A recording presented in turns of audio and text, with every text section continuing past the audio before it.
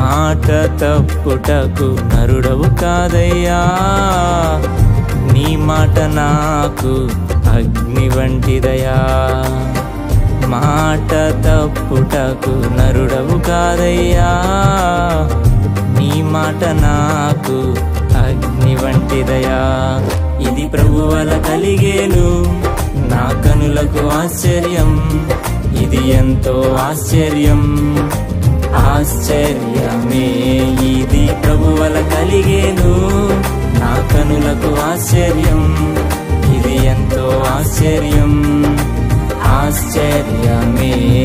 నిషేధించబడిన రాయి మూలకు తలరాయి ఆయను, నిషేధించబడిన రాయి మూలకు తలరాయి